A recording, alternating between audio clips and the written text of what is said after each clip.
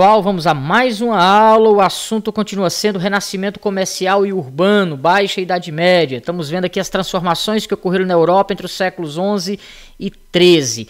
E aí nós dissemos que hoje o assunto seria burguesia, o surgimento dessa nova classe social. Quem era a burguesia? Nós vimos que na Alta Idade Média, sobretudo no auge do feudalismo, haviam na Europa três classes sociais básicas. No topo da pirâmide estava o clero e a nobreza, o clero, a alta cúpula da igreja, a nobreza, os senhores feudais, dono da terra, onde residia a maior parte das pessoas, e na base da pirâmide estavam os servos, a maioria das pessoas.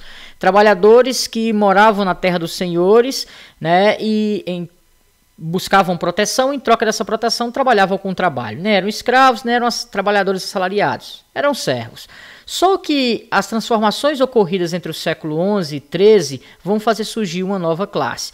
Nós vimos que as cruzadas e o desenvolvimento agrícola vai favorecer o reaquecimento do comércio, que vai ressurgir as cidades, e dentro dessas cidades, que inicialmente eram chamadas de burgos, quem habita um burgo é um burguês, surge então uma nova classe social, a burguesia. Não esqueçam, a burguesia que existe até hoje, aliás, quem está no topo do poder hoje? A burguesia.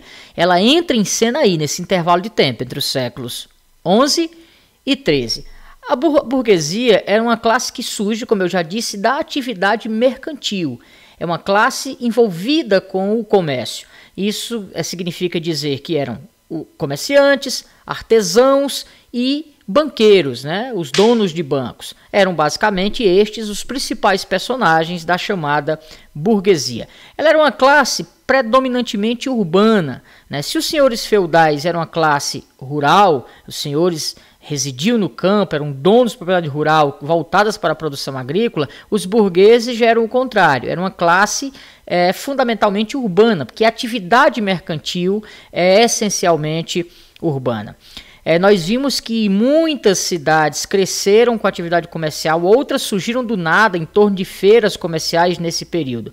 Essas cidades que ressurgem ou se fortalecem com o comércio entre o século XI e XIII ficaram conhecidas, lembram, como burgos, devido àqueles muros que as cercavam, né? Então, os burgos desse período, a princípio, estavam dentro de um feudo.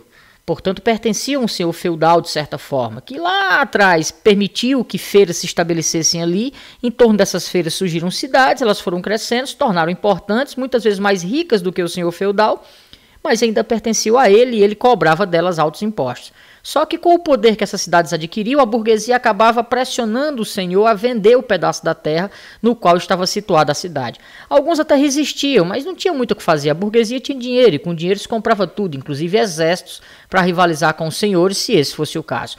O fato é que a maioria dessas cidades acabavam adquirindo a posse da terra onde elas estavam. E aí, olha só que interessante, é um feudo, uma fazenda, por exemplo, ela pertence a alguém. Por pertencer a alguém, não é uma área livre. Quando você mora na fazenda, na terra de alguém, você não tem liberdade. Já a cidade foi adquirida, essas cidades desse período sobretudo, foi adquirida com dinheiro público, com o dinheiro de todos, o que a torna pública e cria, consequentemente, um ambiente mais livre. Esse ambiente mais livre vai ser fundamental para o surgimento de um monte de coisas novas. É assunto da aula que vem, inclusive, o renascimento cultural e científico, por exemplo. Certo? Quando essas cidades adquiriam a posse, a independência, elas passavam a ser governadas por instituições, elas próprias eram denominadas de comunas, né? O que eram as comunas? Eram cidades governadas por um grupo, uma espécie de assembleia que era formada por cidadãos, uma elite dos cidadãos, que geralmente era a elite burguesa, eram os alto-burgueses, né? Grandes comerciantes, artesãos ou banqueiros. Essa galera criava as leis, administrava a cidade, resolvia os problemas, fazia gestão, era o órgão executivo dessas cidades.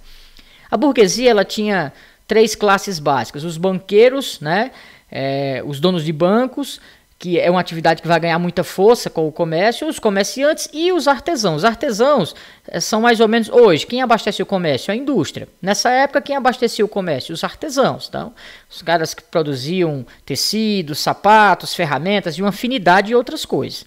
Além dos agricultores abastecendo o comércio com gêneros agrícolas, os artesãos abasteciam com manufaturas. Os artesãos, haviam pequenos e grandes artesãos. Eles, para dinamizarem, organizarem sua produção, eles se organizavam em torno de instituições conhecidas como corporações de ofício. O que eram as corporações de ofício? Eram uma espécie de associação de artesãos que, para criar leis, criar regras, melhorar a sua produção, né, dinamizar a comercialização dos seus produtos, acabou organizando essa corporação em 3 estágios básicos, né? Você tinha o estágio de aprendiz. O que era o estágio de aprendiz? Geralmente, desde muito cedo, 10, 11, 12 anos, você era destinado, quando queria se tornar um artesão, para uma oficina de um mestre que o recebia e o instruía ao longo da vida, né? Então, o primeiro estágio era o de aprendiz. O segundo estágio era o segundo estágio era o de oficial. O que era o oficial? Era uma espécie de supervisor, um segundo degrau. Você ia subindo, ia aprendendo, passava de aprendiz para oficial, que era o braço direito do mestre, né, responsável pelo acompanhamento, inclusive, de outros aprendizes. E o último estágio dessa cadeia, né, o último degrau, era o de mestre. Né, era o objetivo de todo artesão, começando como aprendiz, era se tornar mestre. Só podia, inclusive, abrir uma oficina, ter um negócio próprio, se você fosse mestre. Isso não era só a tradição, não, estava na lei. Leis que, obviamente, as corporações de ofício criavam. Então, só o mestre poderia ter uma oficina. E se você queria ser um artesão, queria ser o mestre, tinha que começar como um aprendiz. Então, basicamente, eram isso, as corporações de ofício tinham por finalidade de organizar a produção artesanal das comunas, dos burgos, das comunas, dessas cidades burguesas ressurgidas com atividade mercantil entre os séculos XI e o século XIII. Bom, tá tudo muito bem, nós vimos aí um processo de desenvolvimento significativo, né, neste período, mas aí vai chegar o século XIV. E aí o século XIV vai ser marcado por profunda crise política, social, econômica, né? A chamada crise do século XIV vai promover transformações mais profundas ainda no continente europeu. Nós vamos aqui enumerar alguns dos principais, 3 dos principais fatores desta crise do século XIV. Primeiro, a crise agrícola. A produção agrícola que se revitalizou entre o século XI e XIII, produzindo mais gêneros alimentícios, gerou o surgimento de mais pessoas, que reaqueceu o comércio, que fez surgir as cidades. As cidades cresceram demais, era cada vez mais gente e a produção agrícola não deu de conta. Então a terra já não produzia mais o suficiente, os agricultores, os senhores feudais já não conseguiam abastecer, alimentar tanta gente na Europa. Isso vai, somando-se a isso, vários revés climáticos, o tempo, seca, inverno, essas mudanças todas vão fazer com que a produção caia severamente. E caindo a produção agrícola, eu vou ter uma crise. E isso vai gerar, entre outras coisas, fome, miséria, né, e morte. Então você vai ter uma crise alimentar se estabelecendo no século XIV, porque o setor agrícola já não dá de conta de alimentar tantas pessoas no continente europeu. Se você não se alimenta bem, você enfraquece o corpo, né? E um corpo fraco fica suscetível às mais diversas doenças. Entre essas muitas doenças que se espalharam pela Europa está, como a principal delas, a peste negra. A peste negra, que é a peste bubônica, se espalhou por todo o continente europeu, era potencializada no ambiente das cidades, era muita pessoa morando próximas umas das outras em ambientes profundamente insalubres, ou seja, sem saneamento básico, com total falta de higiene. Isso favorecia a proliferação da doença. Então, a falta de alimentos, o corpo fraco, o sistema imunológico deficiente, e aí a peste se espalhando num ambiente favorável, que eram as cidades profundamente insalubres. Gente, cerca de 1/3 dos europeus morreram, sucumbiram à peste negra. Nós estamos falando de centenas de milhares de pessoas que morreram por causa dessa doença. Como se não bastasse a fome, como se não bastasse a peste, a guerra, não podia faltar. Entre as várias guerras desse período, a que mais merece destaque é a Guerra dos 100 Anos, que na verdade durou 116, entre os 2 principais reinos europeus do período, a França e a Inglaterra. Eram 2 reinos fortes, eram 2 reinos onde o feudalismo havia se desenvolvido bastante, e também vão ser os 2 reinos onde o feudalismo vai começar a sofrer suas principais modificações. A Guerra dos 100 Anos, que tem início por questões oficialmente de sucessão dinástica, substituição de rei, né? Na verdade, tinha como principal objetivo a questão comercial. Havia uma região chamada Flandres, e essa região ficava sob o domínio francês. Só que os ingleses tinham relações comerciais constantes com Flandres e cresceram o olhar sobre aquela região, e a briga, na real, foi sobre principalmente a região comercial de Flandres. O fato é que o pau vai quebrar, vai envolver os senhores feudais, porque lembre-se, não havia na época exércitos nacionais, o exército da França ou o exército da Inglaterra como existe hoje. Existia os exércitos da França, os exércitos da Inglaterra. Por quê? Porque cada senhor tinha o seu exército, o rei tinha o dele, toda vida tinha que juntar todo mundo, o senhor feudal é quem arcava com as despesas, a guerra custa caro.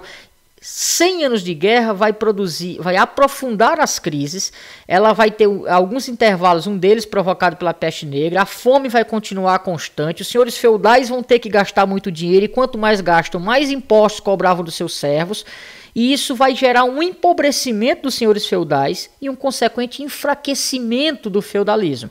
Só que se por um lado os senhores feudais começavam a enfraquecer, por outro os reis começavam a ficar fortes. Por quê? Numa guerra tão grande, tão constante, é preciso um poder maior de mobilização. É preciso que esse exército fragmentado comece a atuar cada vez mais de forma coordenada. E essa coordenação vai se dar naturalmente pela figura do rei, seja na Inglaterra, seja na França. Então, à medida que a guerra se estendia, à medida que os senhores feudais enfraqueciam, os reis da Inglaterra, da França, inicialmente, vão se tornando poderosos porque vão voltando a ter em suas mãos o poder central. Vai ocorrendo uma centralização do poder nas mãos do monarca. Isso é uma característica importante da chamada Guerra dos 100 Anos. Ok? Vamos fazer aqui uma recapitulação da crise do século XIV, perdão. Vamos lá. Nós vimos que a crise do século XIV na Europa foi marcada pela tríade fome, peste e guerra. A fome marcada principalmente pela crise agrícola. A peste peste negra, né? A peste bubônica, que matou mais de 1/3 da Europa, centenas de milhares de pessoas. E a guerra, entre as principais, a Guerra dos 100 Anos entre França e Inglaterra. Vários motivos, questão de sucessão dinástica, mas principalmente uma briga pela região de Flandres, que era uma importante região comercial, né? Outro fator importante são as revoltas camponesas. Vejam, quanto mais os senhores estavam fracos, mais eles exploravam os servos, isso gerou uma tensão, né, entre servos e nobres. E aí em várias regiões da Bélgica, da França, da Inglaterra vão estourar revoltas, ficaram conhecidas como as jaquerrias. O que eram as jaquerrias? Eram revoltas, vem de jaque, quer dizer o bom homem, o bom trabalhador, mas sem terra, né? Que acabavam entrando em conflito, pegando em armas, inclusive. Então essas revoltas explodiram em várias regiões da Europa, nesse contexto de fome, de peste, de guerra, que gera um contexto de confusão geral, de convulsão geral na sociedade, e aí cria-se um ambiente propício para esse tipo de revoltas. A crise do século XIV, ela demonstrou a fragilidade da antiga ordem feudal, possibilitando condições para inúmeras transformações. Então ficou claro que aquela estrutura feudal, né, muito rígida, sem mobilidade social, onde os senhores feudais ainda tinham controle sobre tudo, ficou claro que aquela estrutura já não funcionava mais. O tempo era outro, o reaquecimento do comércio, o ressurgimento das cidades criaram um outro ambiente, né? Transformações, por exemplo, entre as quais podemos citar a centralização do poder político nas mãos do rei, ou seja, à medida que os senhores enfraqueciam, o rei se tornava cada vez mais forte, e isso vai começar a dar origem ao que a gente chama de absolutismo monárquico, que é um assunto aí de aulas futuras da gente ainda no primeiro ano, né? Absolutismo quer dizer o poder absoluto nas mãos do rei, do monarca. A reorganização das atividades econômicas. Se antes a atividade econômica predominante no auge do feudalismo era a atividade agrícola, ela vai continuar sendo uma atividade importante, a agricultura sempre será, mas a atividade mercantil, que no feudalismo quase não existia, vai se tornar uma atividade importantíssima. Então vai ter início aí um novo sistema econômico que foi denominado mais na frente de mercantilismo, que a gente também vai aprofundar a informação sobre isso aqui em aulas futuras. E o início da expansão marítimo-comercial. É a expansão que vai fazer com que reinos portugueses se lancem ao mar a partir do desenvolvimento de novas tecnologias e façam contato, inclusive, com terras antes desconhecidas. É nesse contexto que os portugueses chegam ao que é hoje o Brasil, que os ingleses chegam ao que é hoje os Estados Unidos. É nesse contexto que a Europa se conecta por mar com toda a Ásia. Então, as palavras-chave desse processo é colonialismo, escravismo e globalização, né? Palavra que se aprofunda o conhecimento sobre esse tema lá em geografia. E que nós também vamos ver, sobretudo, escravismo e colonialismo, ainda aqui no primeiro ano. Ok? Basicamente foi isso, fizemos aqui um resumo e a gente fecha com isso aqui, ó, com esse argumento. A entrada do século XV... adentrando o século XV, vemos uma Europa articulando transformações que definiram o mundo moderno. Então, o século XIV foi de crise. E o de XV é o século em que deixa de existir, ou aos poucos vai se decompondo, porque não some de uma vez o sistema feudal, e um novo sistema vai nascendo. Uma nova classe vai se tornando cada vez mais poderosa, que era a burguesia. A historiografia coloca o fim na Idade Média aí no século XV, começa uma nova era que ficou chamada pela historiografia de Idade Moderna. E isso é assunto também de aulas futuras. É isso, gente. Espero que tenha colaborado. Até a próxima.